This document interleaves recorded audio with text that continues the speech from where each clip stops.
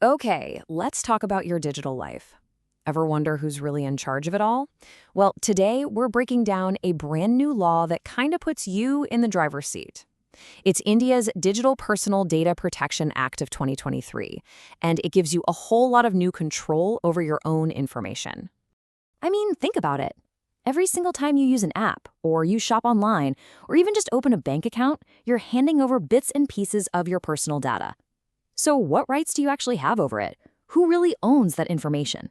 Well, this new law has some pretty clear answers. Let's dive in and see what they are.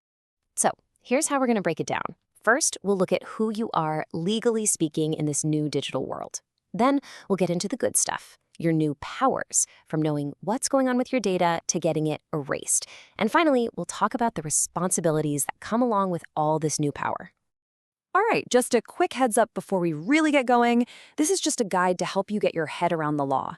It is definitely not a substitute for actual legal advice. So for anything specific, you'll want to talk to a professional. Okay, let's start with the most important idea in this entire law. It actually changes how you should think about your role online and your relationship with your own data. So the law has a new name for you, a data principle. Now, this might sound like a bit of jargon, but it's super important. It legally establishes that you are the owner of your personal data. And on the flip side, you have the data fiduciary. That's just the term for any company that collects or uses your data. They now have very specific legal duties to you. So with this new title of data principle, you get some new power. And the first one is a biggie, the right to get clear, detailed information about what's actually happening with your data. Under Section 11 of the Act, you can basically ask for a full report card on your data. You can go to a company and ask what info they have on you, exactly how they're using it, and, this is a really big one, who else they've been sharing it with. This kind of transparency is a complete game changer. But what happens if the information a company has is just wrong? Or what if you're done with a service and you just don't want them to have your data anymore? Well, that brings us to two more really crucial rights you now have. Okay, so Section 12 gives you two really distinct powers. First is the right to correction. Let's say a company has your old address and it's messing up a loan application. You can now demand they fix it. The second is the right to erasure. Once a service is done and doesn't need your data for its original purpose, you can tell them to delete it. It's a great way to shrink your digital footprint. Yeah, this is the perfect way to look at it. The right to correction is like finding a typo on a form and fixing it with a pen. But the right to erasure, that's like taking that whole document and putting it straight through the shredder. It's gone. So having all these rights is great, but what good are they if you can't actually enforce them? And on top of that, what happens to your digital self when you're not around to manage it? The law actually has answers for both of those questions. So Section 13 lays out a very clear three-step process if you have a complaint. Now, what's really important here is you must go to the company first. Give them a chance to fix the problem.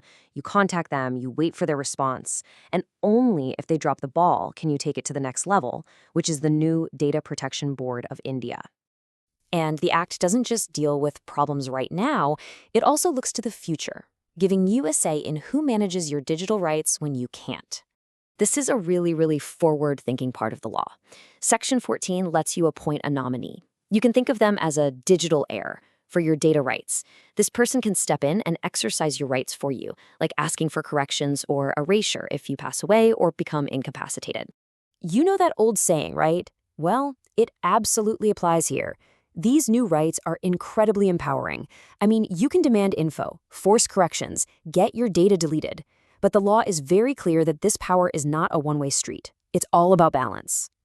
So let's flip the coin over and look at the other side, because Chapter 3 of the Act doesn't just give you rights. It also clearly lays out your duties as a data principal.